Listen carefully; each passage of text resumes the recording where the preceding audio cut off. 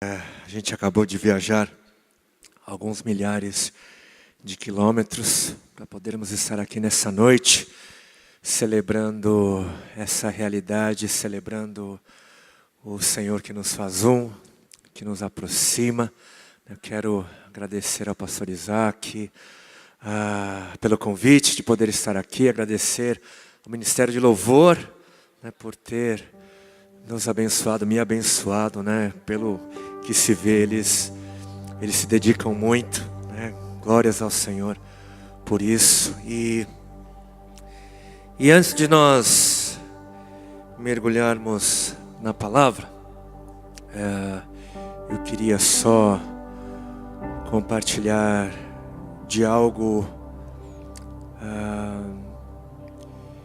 que tem norteado, tem dado novos rumos para as nossas vidas. Eu não sei quantos aqui nos acompanham pelas mídias ou ficam sabendo do que tem acontecido conosco, mas há quase 4 anos eu fui levado pela graça do Senhor aqui de São Paulo, lá para o estado do Piauí.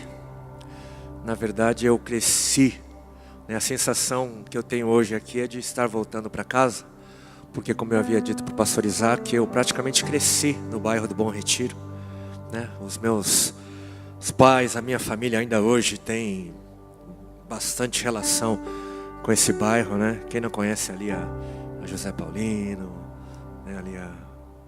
Sim? Não? Tá. Ok.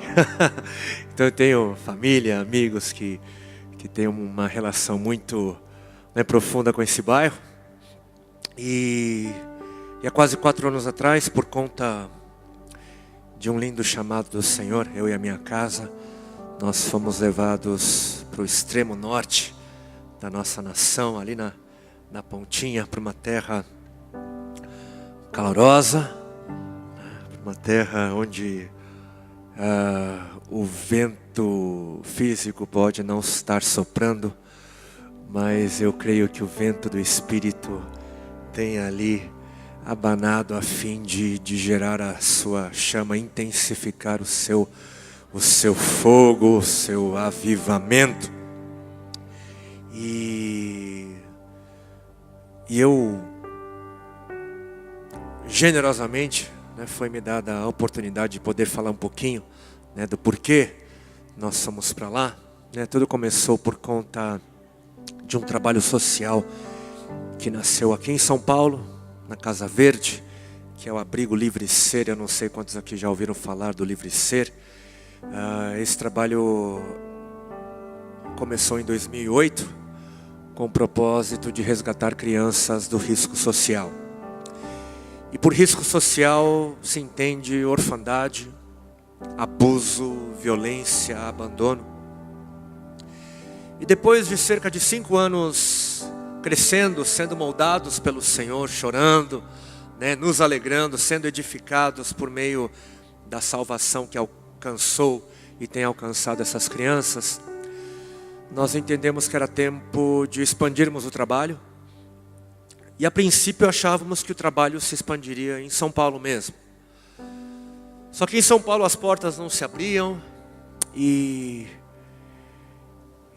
nessa época, nesse período em que nós orávamos pela expansão, por um novo local, de repente nós recebemos sinais que apontavam para o Piauí. Nenhum sinal vindo do Acre, do Rio Grande do Norte, enfim, de nenhum outro lugar, mas todos esses sinais apontavam para o Piauí. E achamos isso misterioso. E por isso no início, em janeiro de 2012, eu e a minha família, nós fomos fazer uma viagem expedicionária. Passamos parte das nossas férias de janeiro no Piauí. E assim que chegamos, nos deparamos com uma realidade que para nós era muito diferente. Uma realidade que a gente, do lado de cá, não ouve falar. Dados do IBGE, mais de 100 mil crianças escravas, exploração sexual infantil crescente, muito presente, enraizada na cultura local.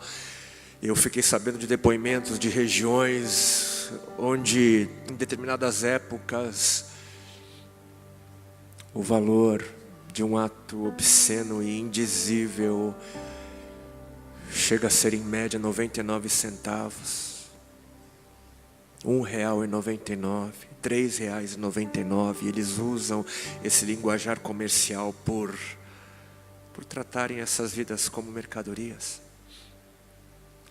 Transitamos, conhecemos toda a rede pública de assistência, outras entidades, e dos cerca de 3.500.000 habitantes, na época haviam apenas 178 vagas para crianças em situação de risco em todo o estado. Nenhum trabalho confessional, evangélico. E então entendemos que seria muito importante o trabalho expandir no Piauí. E no último dia da nossa viagem, o Senhor fez cair no nosso colo um grande terreno, né? Ele tem cerca de 4 hectares, 40 mil metros quadrados equivalente. E voltamos então para São Paulo, imaginando, pensando em quem nós iríamos enviar. E aí a gente pensou naquele casal de missionários, né, abençoados, aquele irmão cheio do Espírito Santo, aquela irmã avivada. Mas aí rapidamente o Senhor me levou para aquele cantinho da graça, para aquele cantinho da misericórdia, e disse: é você.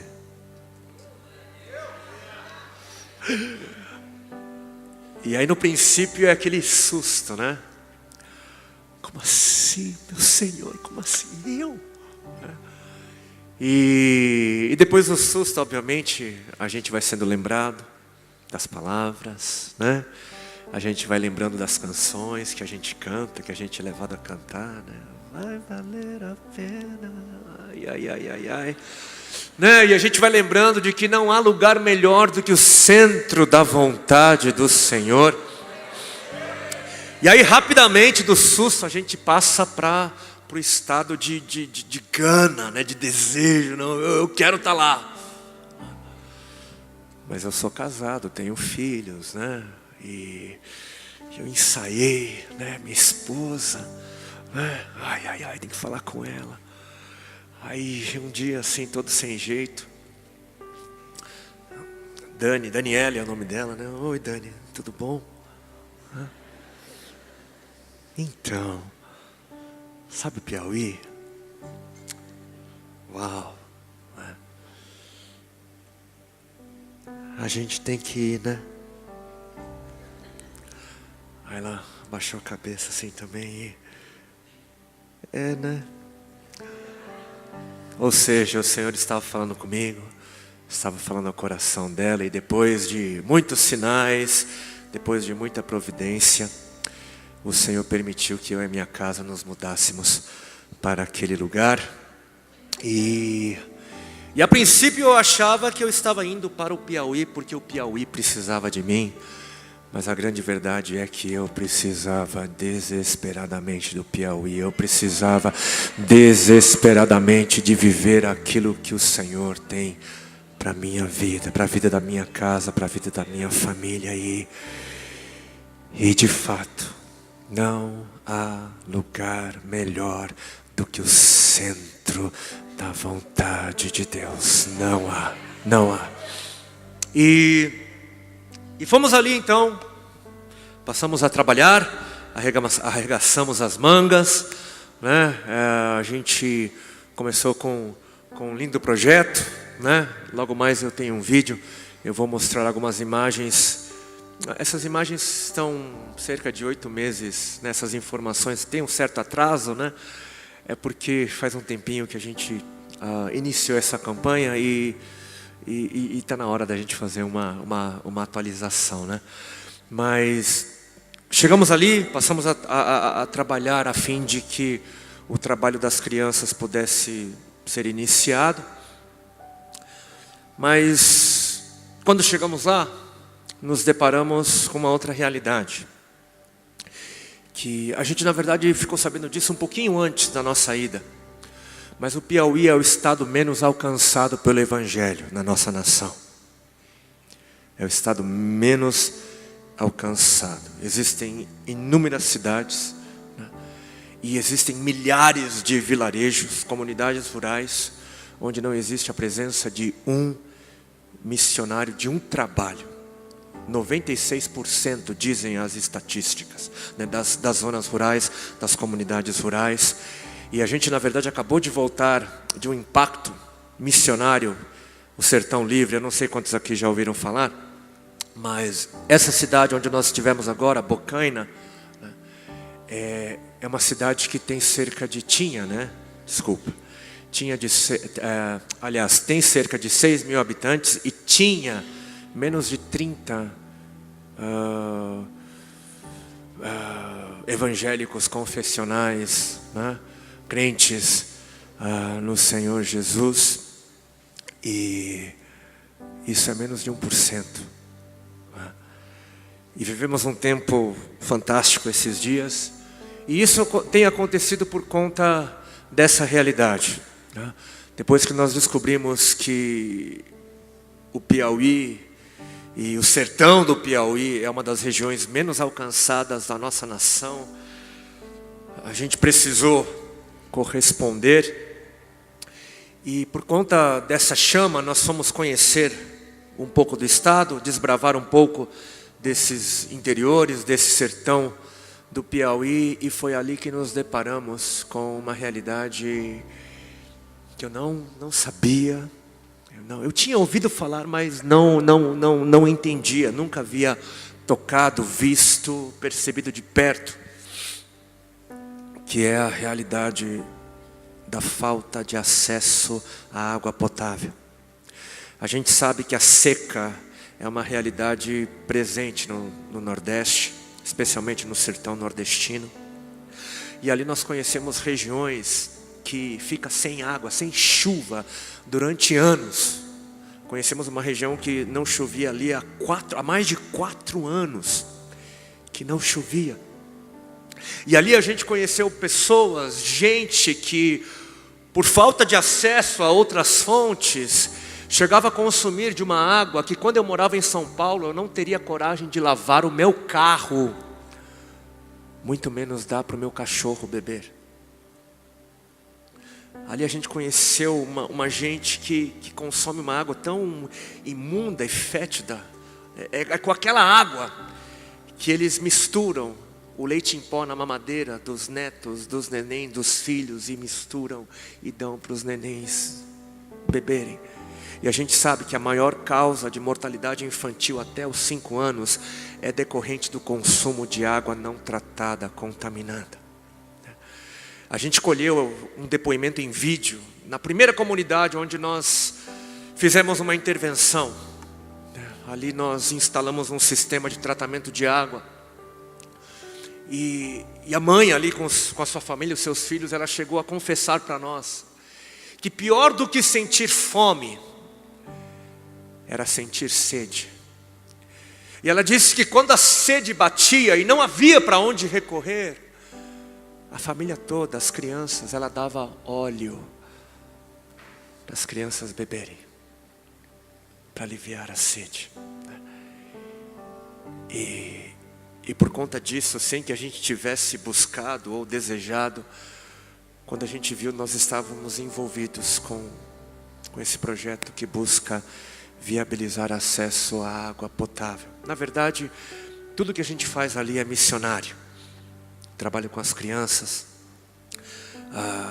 o acesso ou a viabilização de acesso à água potável, para nós é uma manifestação do carinho, é uma manifestação do cuidado, é uma manifestação do amor de Deus. O que a gente busca fazer é permitir que o Senhor nos use e se manifeste através de nós, a fim de que o amor possa ser conhecido, abraçado, tocado, para a glória do Senhor. E o Senhor tem nos dado esse privilégio, né, de podermos ser participantes de uma obra que começou no coração dEle, Nós já vivemos muitas intervenções do seu amor e cremos que vamos viver ainda mais, né? E isso tudo só tem sido possível porque amigos espalhados pelo Brasil, igrejas, né, como essa, né, tem se aberto, tem nos dado, né, o privilégio de sonharmos juntos, né, de podermos juntos, né, dobrar as mangas e trabalharmos a fim de que o Senhor seja exaltado. E desde o início, né, desde que nós nos mudamos para lá, os amigos, aqueles que confiam em nós, têm torcido conosco, orado por nós, a gente sempre recebe recados: poxa, eu gostaria de ajudar, gostaria de participar. E por conta, né, de todos esses clamores, né, por conta das necessidades que hoje se tornaram muito maiores do que a gente, como um ministério só, é capaz de suprir, né? Até pouco tempo atrás a gente ainda conseguia, mas hoje se faz necessário, né, que amigos, né, que igrejas se juntem a nós para que a gente possa continuar, né, realizando aquilo que o Senhor colocou aos nossos cuidados. E por isso nasceu a campanha, né, Vai Valer a Pena, né, que é uma campanha que permite que nós... é uma campanha que permite a manutenção, né, desses projetos, do projeto com as crianças, né, do projeto Mais Água, né, que é o trabalho que busca viabilizar acesso à água potável, né, e em menor escala também o projeto missionário, né, o Impacto Sertão Livre e as outras ações que têm acontecido no sertão. E aqueles que ainda não nos conhecem, né, e gostariam talvez de conhecer um pouquinho mais, né, existe um site, né, que é o vaivalerapena.org.br, né, bem facinho, vaivalerapena.org.br. Ali existem mais informações. A gente tem também um pessoal numa mesa lá embaixo, é isso? Ali também tem alguns panfletos, mais informações que vocês podem colher. Mas se você já conhece o nosso trabalho, se você confia e gostaria de ajudar, né, a gente trouxe uma ficha, né, uma ficha de inscrição que fala um pouquinho dos projetos e permite que você agora, né, possa já fazer um compromisso de 1 mês, de 3 meses, de 6 meses, de 1 ano, né, permitindo que com uma pequena quantia você viabilize a manutenção desses projetos, né. A gente tem aqui alguns voluntários, né, da comunidade. Se você deseja fazer isso já, né, você pode levantar a mão, né, e eles vão distribuir as fichas e você vai poder fazer o cadastro agora, hoje aqui, né. Se você assim desejar, levante a sua mão e os nossos voluntários estarão se achegando até você. Mais uma vez, muito obrigado à Igreja Central pela oportunidade. Obrigado, pastor Isaac. Eu quero também aproveitar esse momento para fazer um convite, né, para o próximo Impacto Sertão Livre, que vai acontecer em janeiro, né. É sempre nas férias, é de janeiro e julho.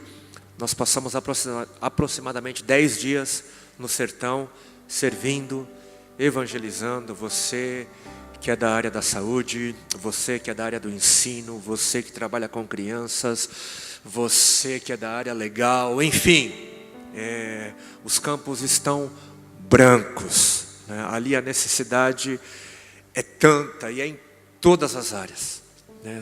O Senhor, Ele tem usado os irmãos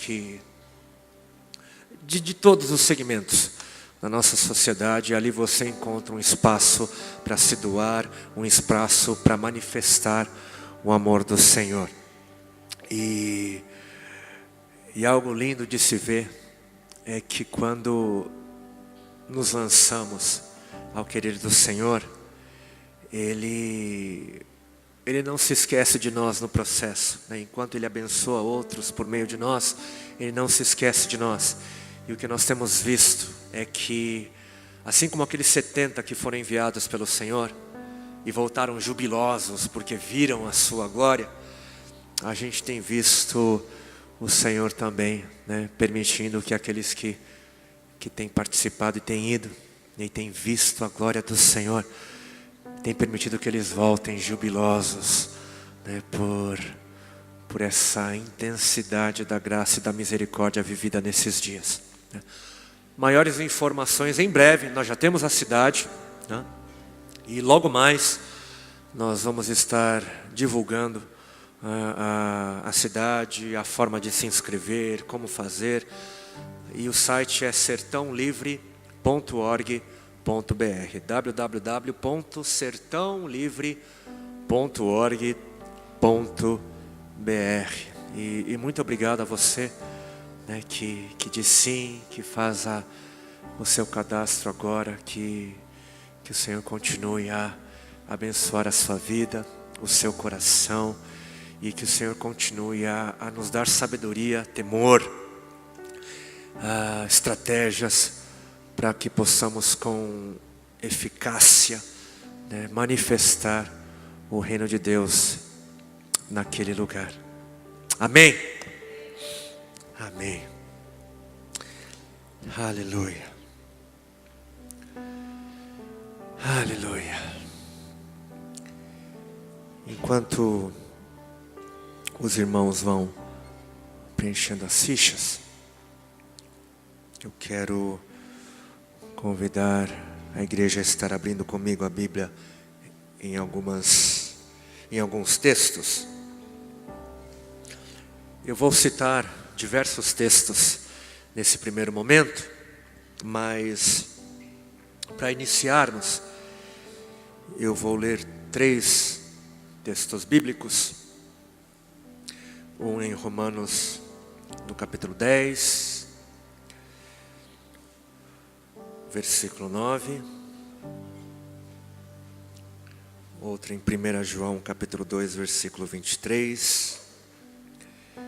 E outro em Mateus, capítulo 7, versículo 21. Eu vou dar um tempo a vocês para localizarem os textos.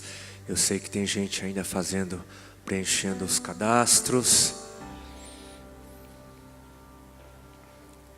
Se por um acaso você não conseguir agora, né, como eu disse, tem uma mesa lá embaixo com os nossos materiais, com as fichas. Você vai poder fazer isso depois do culto também. E eu quero também aproveitar o momento para pedir perdão antecipadamente, porque aconteceu algo de bom, uma coincidência boa, né? Eu tenho um compromisso familiar logo após o culto. Na verdade, esse compromisso familiar já começou. É uma festa. O meu irmão, né, acabou de descobrir que está grávido, ou melhor, a minha cunhada está grávida, né? E hoje está tendo a festa da revelação do sexo, né? Tem uma pessoa que está sabendo já há mais de uma semana. Eles estão ali, hoje a gente vai descobrir se é menino ou menina, né? É bem bacana. E então, para dar tempo, né, os meus pais estão ali, hoje é domingo, eles têm uma certa idade, eu vou ter que atravessar a cidade. Então, assim que terminar aqui, eu vou ter de sair. Eu gostaria de ficar um pouquinho mais, olhar nos olhos, falar um pouquinho mais, de repente, sobre o que tem acontecido lá.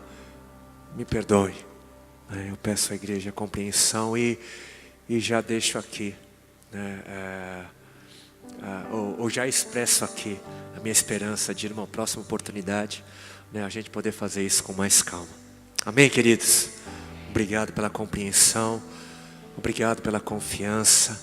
E vamos agora aquilo que viemos, né, também fazer, ouvir, buscar ouvir a voz do Senhor, a fim de sermos edificados, a fim de sermos cheios, a fim de sermos avivados, a fim de sermos alimentados para a glória do Senhor.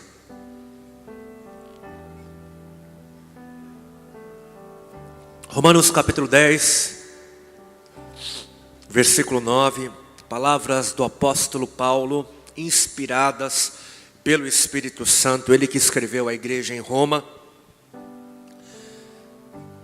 Se você confessar com a sua boca que Jesus é o Senhor, e crer em seu coração que Deus o ressuscitou dentre os mortos, será salvo.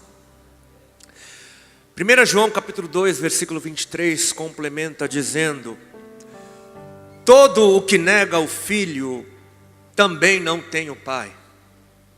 Quem confessa publicamente o Filho, tem também o Pai. E em Mateus capítulo 7, versículo 21, o Senhor Jesus, quando encarnado e nessa terra no nosso meio, Ele disse que nem todo aquele que me diz Senhor, Senhor, entrará no reino dos céus, mas apenas aquele que faz a vontade de meu Pai que está nos céus. Se você confessar com a sua boca que Jesus é o Senhor, quem confessa publicamente o Filho tem o Pai. Mas nem todo aquele que me diz Senhor, Senhor, entrará no reino dos céus. Pai, nós te pedimos ouvidos para ouvir, uma mente para compreender, apreender, um coração para receber a tua boa semente, a tua boa palavra. Sopra, Senhor, sobre aquilo que será dito, e convence-nos o Senhor, convença-nos o Senhor, fale conosco o Senhor, para que assim haja vida, para que assim haja eternidade, para que assim haja ressurreição, alegria, liberdade, gozo, vida. Em nome de Jesus, Senhor. Em nome de Jesus. Amém. Amém. Amém. É um enorme de um privilégio para mim, e eu creio que para todo aquele que se permite colocar numa situação como essa, né? É um enorme de um privilégio para mim poder declarar verdades acerca daquele que deu razão à nossa existência. É um enorme de um privilégio, né, se colocar numa situação como essa. E Ele é aquele que não apenas nos deu a existência, mas nos deu a razão, o motivo, o propósito para a nossa existência, o propósito para as nossas vidas. Na verdade, Ele nos deu tudo. Ele nos deu tudo. Tudo vem dEle. Tudo vem dEle, porque nele vivemos, nele nos movemos e nele existimos. Nele tudo vem dEle. Pode parecer uma declaração bastante ousada, né? Mas a grande verdade é que é impossível fazermos uma declaração por demais exagerada acerca da sua pessoa. É impossível. Não somos tão criativos assim. O homem não tem essa criatividade. Ele é aquele a quem olho nenhum viu e mente alguma foi capaz de imaginá-lo até o momento da sua vinda. Ele é o Alfa e o Ômega, o princípio e o fim, a nossa origem e o nosso destino. Todas as coisas foram feitas por intermédio dele, e sem ele nada do que foi feito se fez. Eu sou o que sou, declarou certa vez. Por quê? Porque somente ele é. Só ele é. Só ele nunca foi ou haverá de ser, mas sempre é. De eternidade em eternidade ele é. Mas ele disse mais acerca do seu ser. Ele disse: eu sou o bom pastor. Eu sou o pão da vida. Eu sou a luz do mundo. Eu sou aquele que vive. Eu sou a ressurreição. Eu sou o caminho. Eu sou a verdade. E somente eu sou a vida.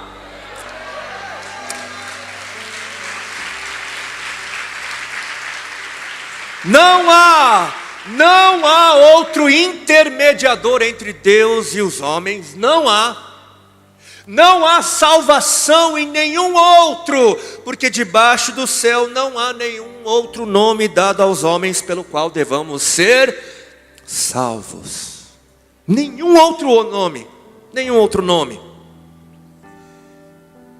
Ele é o Filho unigênito de Deus, o autor e consumador da fé, o príncipe da paz, o Cordeiro de Deus que tira o pecado do mundo, o leão da tribo de Judá. E como revelado em Hebreus capítulo 1, versículo 3, ele e somente ele é o resplendor da glória de Deus, e somente ele é a expressão exata do seu ser. Ele é a expressão exata de Deus. E nas palavras do apóstolo Tomé, ele e somente ele é Senhor meu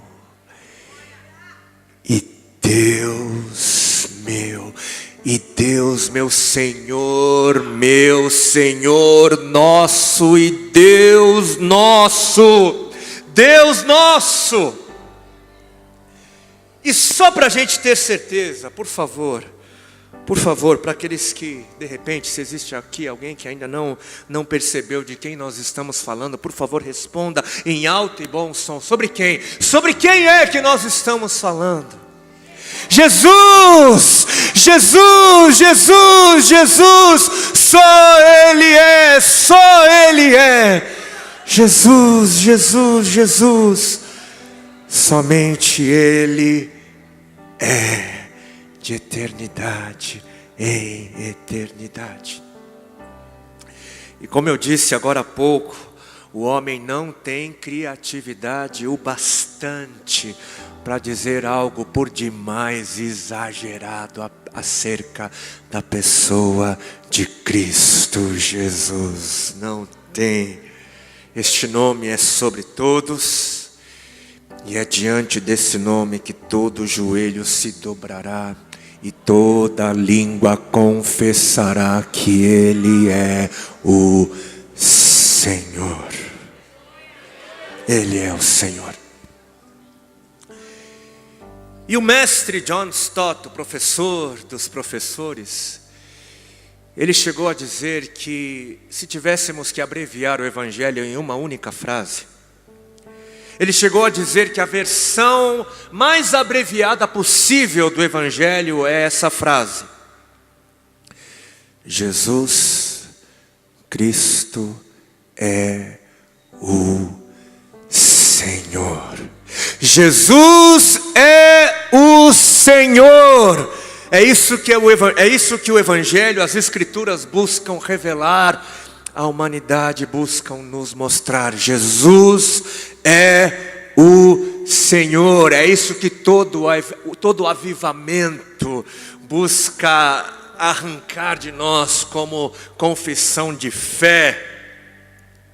É isso que todo derramar dos céus busca nos provar, que Jesus é o Senhor.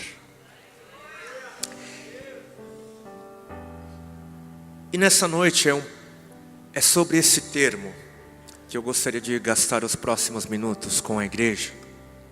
O termo Senhor. Porque eu acredito que a nossa compreensão do termo vai trazer uma melhor compreensão de quem Ele é e de quem nós somos. Se você confessar com a sua boca que Jesus é o Senhor, será salvo. Eu temo que tenhamos reduzido a beleza da salvação em simples palavras que são repetidas de maneira pública, de maneira litúrgica, religiosa, quase que supersticiosa em alguns ambientes, em alguns momentos, em algumas situações. Eu tenho a impressão que em alguns lugares a beleza da salvação foi reduzida em simples palavras faladas. Pergunta-se se as pessoas querem aceitar a Jesus, e é certificado de que essas pessoas repitam orações que confessem a Jesus como Senhor. Nós também nos certificamos de que elas repitam orações que verbalizem a Jesus como sendo Senhor. E isso é lindo. Isso faz parte da nossa experiência, da nossa vivência cristã.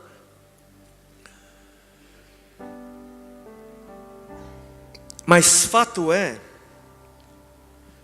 a verdade é que nós não temos muita afinidade com o termo Senhor. Talvez a geração mais nova especialmente, nós não temos muita afinidade com o termo Senhor, e o termo não é usado hoje da mesma maneira que o termo era usado nos tempos bíblicos. Hoje, para nós, o termo é um termo honorífico, é um termo que busca honrar a outra pessoa. Senhor é um termo de respeito, de consideração. Para muitos é um ato de gentileza, de polidez, chamar o outro de Senhor, que necessariamente nada tem a dizer acerca da pessoa a quem o termo é dirigido. Por exemplo, a aeromoça no avião me chama de Senhor, não por saber quem eu sou, por conhecer o meu caráter, a minha essência, mas porque é norma da empresa ser cordial. E nós também, nós fazemos o mesmo, nós usamos o termo a pessoas estranhas, a pessoas a quem não conhecemos. Usamos o termo Senhor a figuras de autoridades, a governantes, como títulos, como um reconhecimento, porque é a coisa educada a se fazer. Os nossos pais assim nos ensinaram desde pequenininho.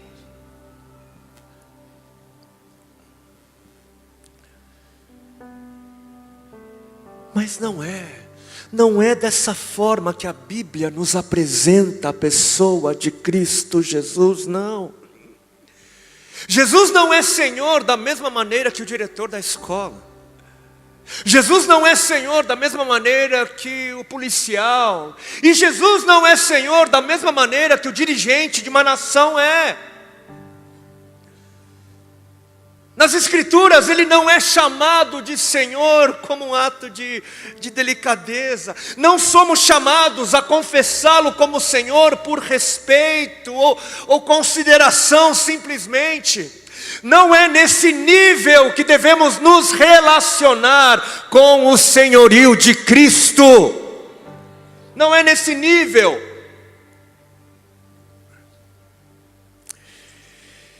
E eu faço parte de uma geração que tem a aversão a figuras de autoridade, não gosta. Eu tenho a impressão que a gente não gosta como sociedade dessas figuras de autoridades. E existem canções, muitas delas que celebram a rebeldia, né? Parece que a gente gosta, como sociedade, de glorificar aqueles que desrespeitam figuras de autoridade, aplaudimos, né? E gostamos de zombar dessas figuras. As piadas não acabam, né? Como sociedade, zombamos dos anciãos, dos sogros, das sogras, dos professores, dos pastores, enfim. De forma geral, parece que não gostamos de perceber a autoridade no outro. Só se for em nós. Só se for na gente. Aí a coisa muda, né? Porque essa aversão toda, esse desgosto todo existe, porque no fundo a gente quer ser Senhor. Nós queremos ser senhores. Mas a gente quer ser Senhor não de maneira honrosa. Não como um título decorativo simplesmente, não. Nós queremos ser senhores, a gente quer ser Senhor de forma verdadeira. Na essência. Mas que essência é essa? O termo Senhor, a palavra Senhor do nosso português, foi a palavra que nós usamos para traduzir uma palavra no grego, né? Kyrios ou Kurios, eu prefiro Kyrios, né? E como a maioria que deve saber, o Novo Testamento foi escrito em grego, né? E essa palavra, esse termo Kyrios, Senhor, nos tempos bíblicos, era o termo usado pelos escravos em relação aos seus proprietários. Dizer que fulano era o seu Kyrios ou seu senhor, era dizer que todo o seu ser, que toda a sua história, toda a sua existência, que todas as suas vontades, o seu trabalho, o seu descanso, o seu sonho de se casar, de ter filhos, que tudo pertencia a esse fulano, que tudo pertencia ao Kyrios, que tudo pertencia ao seu Senhor. E a gente não se relaciona com o termo dessa forma. E na medida em que nós crescemos como sociedade que preza cada vez mais o eu, o individualismo, onde cada vez mais o eu é o rei, esse negócio de Senhor, a gente não se identifica com o termo da mesma maneira que as pessoas dos tempos bíblicos se identificavam. E eu não sei se é por falta desse entendimento, eu não sei se é por isso, mas muitas vezes a gente vê pessoas, nós vamos ver pessoas que dizem acreditar que Jesus ressuscitou dentre os mortos, confessam que Jesus é o Senhor, mas não mudam de vida. dizem acreditar, verbalizam, confessam com a boca, publicamente, que Jesus é o Senhor, mas na vida deles quem manda são eles mesmos, são elas mesmas. E como é necessário buscarmos ao Senhor de todo o coração, de toda a alma e de todo o entendimento, de todo o pensamento. O que isso quer dizer? Isso quer dizer estudo, isso quer dizer investigação, isso quer dizer raciocínio, labuta, trabalho, concentração, leitura. Como é vital nós mergulharmos na palavra e conhecermos toda a palavra. Toda a palavra. Por quê? Porque toda a palavra contém a mensagem integral de Deus. Toda a palavra. E não apenas um versículo. Não apenas um trecho, um capítulo, mas toda a palavra contém a mensagem integral do Senhor. Porque sim, é necessário confessarmos e crermos, é necessário. Mas é necessário também nos arrependermos. É necessário confessar e crer, mas é necessário abandonar o pecado.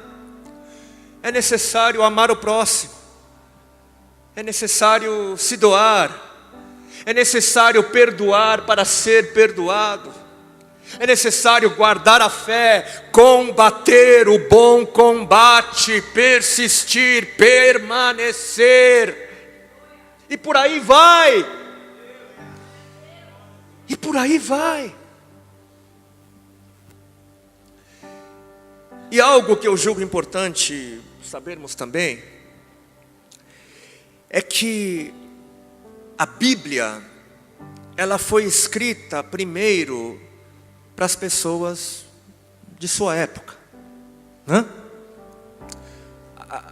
Quando os autores inspirados por Deus escreveram os livros ou as cartas, né, da Bíblia, eles escreveram como quem escreve a pessoas do seu próprio tempo, né? Por quê? Para que houvesse compreensão, para que houvesse comunicação, entendimento. É por isso que nós temos o Antigo Testamento predominantemente escrito em hebraico e o Novo Testamento escrito em grego. Foi primeiramente para as pessoas do seu próprio tempo. E nós sabemos, é uma questão de língua, né? É uma questão de todas as linguagens, né? De todas as línguas.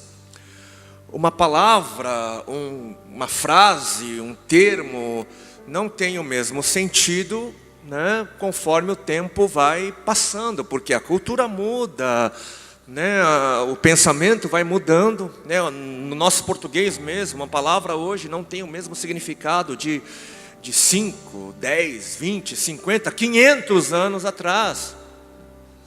E por isso é necessário, é muito bom que nós busquemos entender o que estava acontecendo nos tempos em que os textos foram escritos.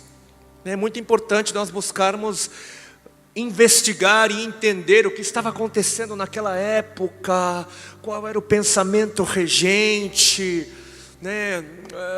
Como era a cultura, para que possamos ter uma melhor compreensão do quadro geral e do que a Bíblia de fato está tentando nos dizer. Porque um texto não pode significar algo hoje que não significou naquela época. Precisa haver o mesmo sentido. Senão, o que acontece é um desvirtuamento. Nós precisamos encontrar o sentido. E quando nós lemos agora no início, quando a Bíblia ela vai nos dizer que a confissão pública é uma maneira de provarmos a fé no Senhor Jesus, é muito importante nós entendermos o que isso significou para as pessoas que primeiro ouviram essas palavras. O que significou isso para a igreja em Roma? Ou espalhada por aquele mundo antigo? Se com a tua boca confessares ao Senhor Jesus, serás salvo. E a palavra Senhor, aqui, mais uma vez, é a palavra grega Kyrios. E essa palavra, era a palavra naquele tempo também, para se referir ao imperador de quase todo aquele mundo antigo. Ao imperador de Roma, ao imperador romano. Essa palavra era usada para se dirigir a essa pessoa que era considerada quase que um deus, um semideus, um deus.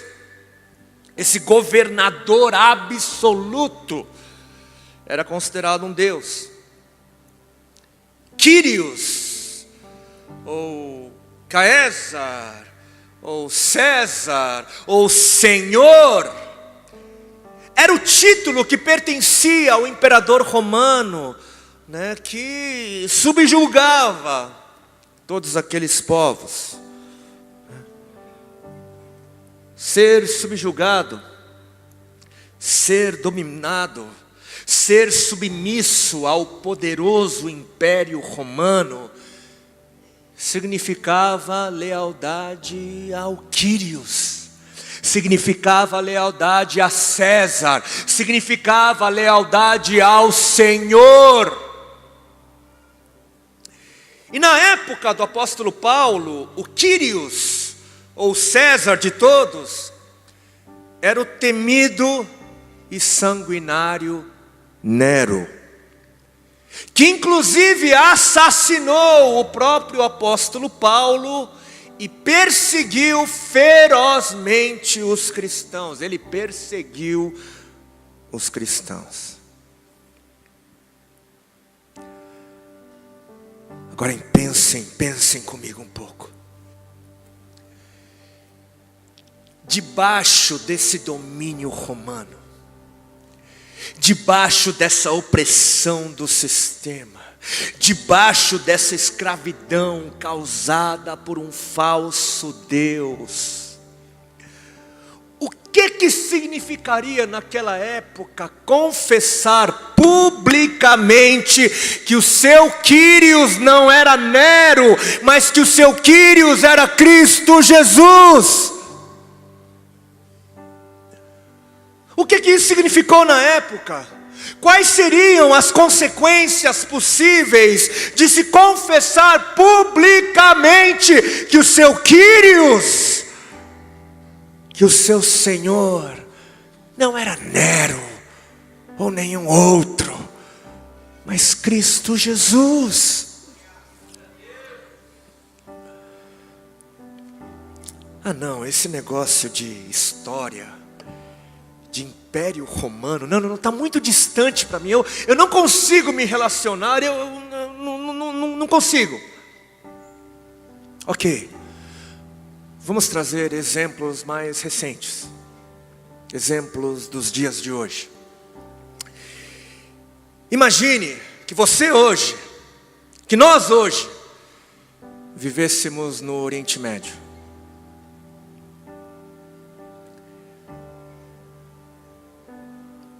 E fizéssemos ali parte da região onde o Estado Islâmico impera. Ou ali, bem no meio do ISIS. O que significaria naquele ambiente se levantar e confessar publicamente: o meu Senhor é Cristo Jesus? O que significaria hoje? O que significaria naquela época? Uma consequência possível A morte, uma consequência possível seria a morte. Confessar a Jesus nesse sistema de opressão e perseguição seria uma possível sentença de morte. E o que isso significa para nós hoje? O que muda? O que muda é que quando nós reduzimos a salvação em simples palavras faladas, em palavras confessadas, lançadas ao ar simplesmente, nós podemos estar levando pessoas a uma vida de engano, porque tem gente que se agarra apenas a isso, esquece todo o resto. Porque não era a confissão pública a prova da fé. Nesse ambiente, qual era a prova da fé? Palavras simplesmente lançadas ao ar? Uma frase que a gente repete? Não.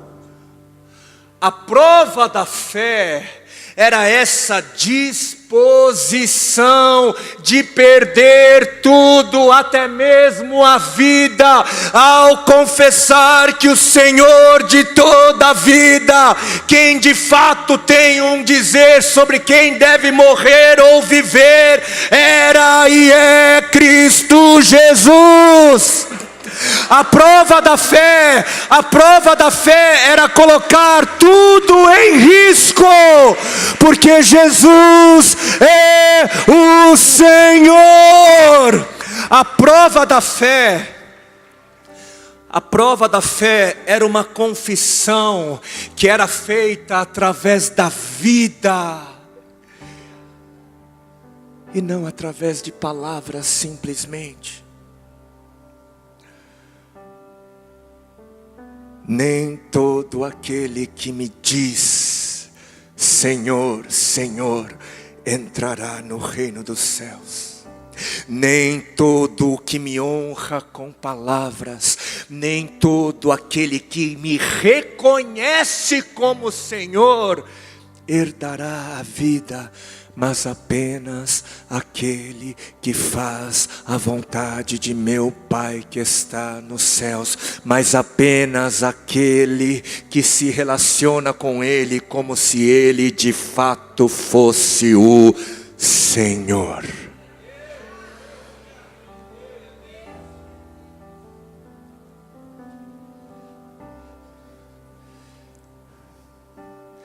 Se você de fato confessa a Jesus como seu Senhor, não será apenas a sua boca que irá confessá-lo, mas toda a sua vida, todas as suas escolhas, toda a sua integridade, todos os seus planos, todo o seu trabalho confessará quem é o seu Quírios, quem é o seu Senhor.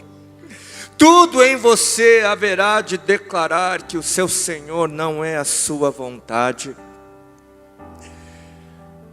que o seu Senhor não é a sua ambição, não é a boa vida. Tudo em você vai confessar que o seu Senhor não é você mesmo, não é você mesma. Tudo em você é uma declaração de quem o seu Senhor é. Tudo em você declara quem é o seu dono, que o seu dono é Jesus Cristo de Nazaré, o Filho de Deus encarnado, Criador dos céus e da terra, vencedor sobre a morte, o Rei dos reis e o Senhor dos senhores, de eternidade em eternidade. Amém, amém, amém, amém, amém. Amém, amém.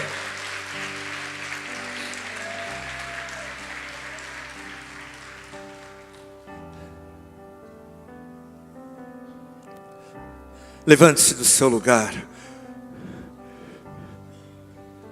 como quem reconhece o seu senhorio, como quem confessa. Eu gostaria já também de chamar o Ministério de Louvor para já na sequência retomar e nos levar ao nosso lugar e exaltarmos aquele que de eternidade em eternidade reina. Curve a sua cabeça, feche seus olhos, se isso te ajudar a perceber diante de quem você está em pé. Se perceba diante do Autor, se perceba diante daquele que assentado no seu trono de eternidade em eternidade tem reinado.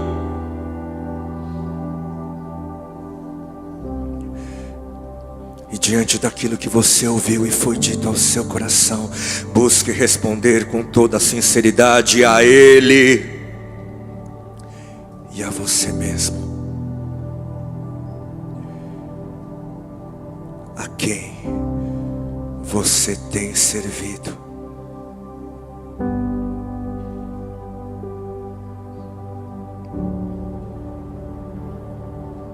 Aquilo que os seus lábios confessam concordam com aquilo que a sua vida confessa? Concordam com aquilo que as suas escolhas confessam? Aquilo que o seu relacionamento confessa? Aquilo que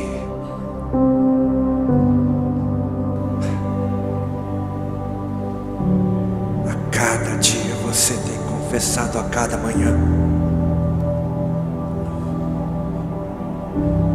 Por que é que você acorda toda manhã, se levanta de sua cama? Por que é que você tanto labuta hoje?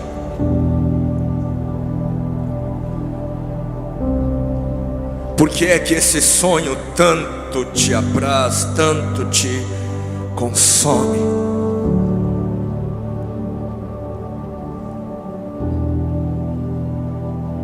Não se engane, a sua escolha confessa também quem é o seu Senhor.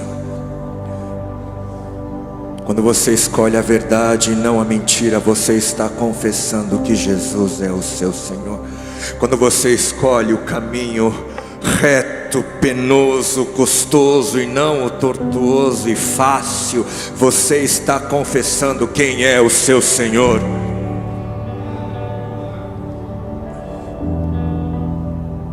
Quando você ama sua esposa em casa,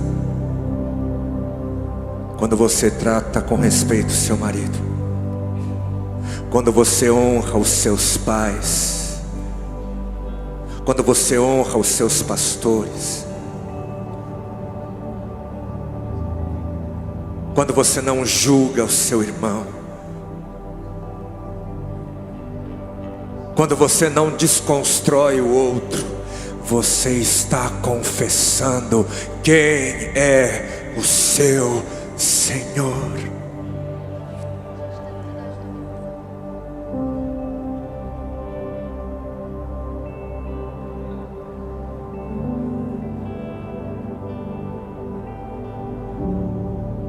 Nós como igreja acabamos de passar por um período clamando por mais do Senhor, clamando pelo agir do Senhor em nossas vidas, pelo avivamento dos céus. Mas entenda que tudo isso não é para o nosso bel prazer, não é para que nós possamos nos perder em nós mesmos, não é para nos garantirmos de que o nosso querer seja realizado, mas é para que o mundo possa declarar e confessar conosco que Jesus é o Senhor. É por isso que o vento vem, é para isso que o avivamento vem, para que todos possam se dobrar e reconhecer que Jesus e somente Jesus é o Senhor.